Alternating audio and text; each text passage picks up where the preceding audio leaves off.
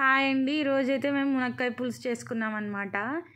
మునక్కాయలతో మామూలుగా కర్రీ చేసుకుంటారు, సాంబార్ చేసుకుంటారు, ఇంకా చారులో కూడా యాడ్ చేస్తారు. కానీ ఈ పులుసు ఏంటంటే చాలా డిఫరెంట్. ఇప్పుడు ఇదైతే దేనికైనా చాలా బాగుంటుంది. అన్నంతో వడియాలు వేసుకొని తింటే ఎంత బాగుంటుందో. మేమైతే ఇవి మునక్కాయలు దొరికిన ప్రతిసారి ఫ్రీక్వెంట్గా ఇదే చేస్తూ ఉంటాం అన్నమాట. యాక్చువల్గా దాంతోపాటు ఇక్కడ వంకాయ కూడా యాడ్ చేసాము. యాక్చువల్గా ఇది నెల్లూరులో ఫేమస్ అనమాట. మా మమ్మీకి ఎవరో నేర్పారనమాట చాలా ఇయర్స్ బ్యాక్.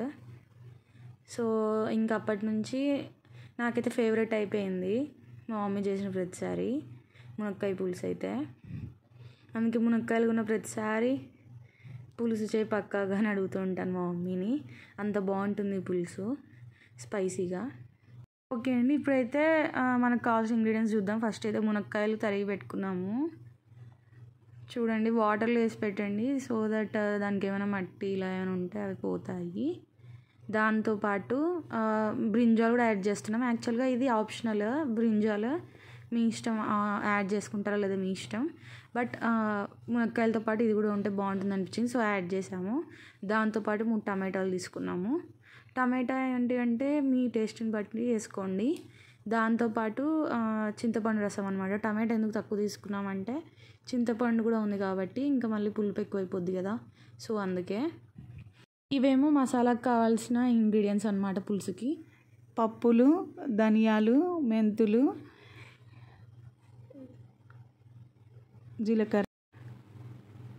జీలకర్ర, వట్టి మిరపకాయలు, ఎండుమిరపకాయలు అనొచ్చు కానీ అక్కడ నా దగ్గర కొన్ని ఉన్నాయండి, అందుకని వట్టి మిరపకాయలు 2-3 పెట్టాను. తర్వాత కారం యాడ్ చేసుకున్నాను. యాక్చువల్లీ వట్టి మిరపకాయలే ఉంటే అన్నీ వేసేదాన్ని, అయిపోయినాయి. ఇంగువ కూడా పెట్టుకోవాలి. బెల్లం అయితే ఇక్కడ చూపించలేదండి, తర్వాత డైరెక్ట్ దాంట్లోనే వేసాను. బెల్లం కూడా యాడ్ చేసుకోవాలి. ఇంగువ మీ దగ్గర ఏది ఉంటే అదే అండి, ఏ కంపెనీ అయినా పర్లేదు. కారంకి తగినట్టు వేసుకోండి ఎండుమిర్చి. మేమైతే అంత వేసుకున్నాం. మళ్ళీ నార్మల్ కారప్పొడి కూడా యాడ్ చేసాము. సో ఇప్పుడైతే కొద్దిగా ఆయిల్ యాడ్ చేసుకొని ప్యాన్లో అన్నీ ఒకసారి మగ్గిస్తున్నాం అనమాట. టమాటా ముక్కలు, వంకాయ ముక్కలు, ఇంకా మునక్కాయ ముక్కలు. మునక్కాయలు బాగా ఉడికితేనే బాగుంటాయండి తినడానికి, లేకపోతే గట్టి గట్టిగా ఉంటాయి, అప్పుడు తినాలనిపించదు. అడుగంటకుండా మాడిపోకుండా తిప్పుతూ అప్పుడప్పుడు కలుపుతూ ఉండండి ఇలాగా. ఎక్కువ ఆయిల్ యాడ్ చేసుకోకండి, ఇది పులుసు కదా. ఇది చాలా ఎమీగా ఉంటుందండి అన్నంకి, వేడివేడిగా తింటే. తప్పకుండా ట్రై చేయండి మునక్కాయలు ఉన్నప్పుడు మీకు అవైలబుల్గా. సో మీన్ వైల్ మనం ఇది మసాలా దినుసులు కొంచెం వేయించుకోవాలి ఆయిల్లో పక్కన. అవి చల్లారబెట్టండి, ఫ్యాన్ కింద పెట్టేసేయండి. అది చల్లారిన తర్వాత మిక్సీ పట్టండి. మిక్సీకి అలా వేడిగా వేసేస్తే మంచిది కాదనమాట.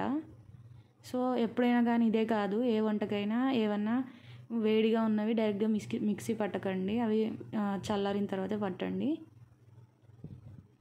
సో దట్ మీ మిక్సీ కూడా చెడిపోకుండా ఉంటుంది.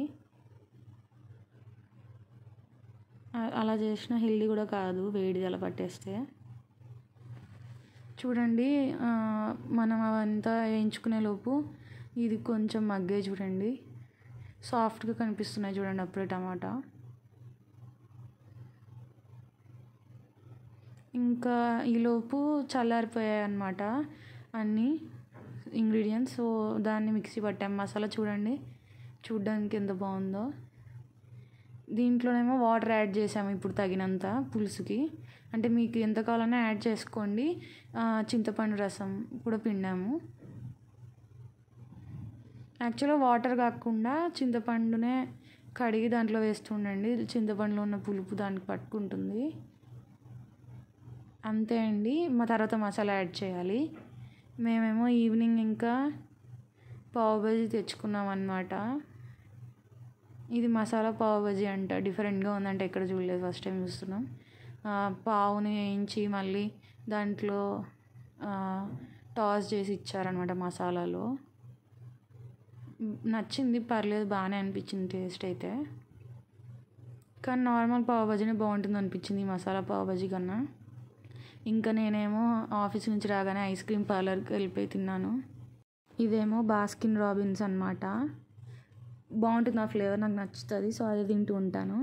ఇంకా మా మేనేజర్ చూస్తే తిడతాడేమో ఈ వీడియో, ఆఫీస్లో మీటింగ్ అటెండ్ అవ్వకుండా ఐస్ క్రీమ్ తింటున్నావు బయటికి వెళ్ళి అని. ఓకే అండి, బాయ్.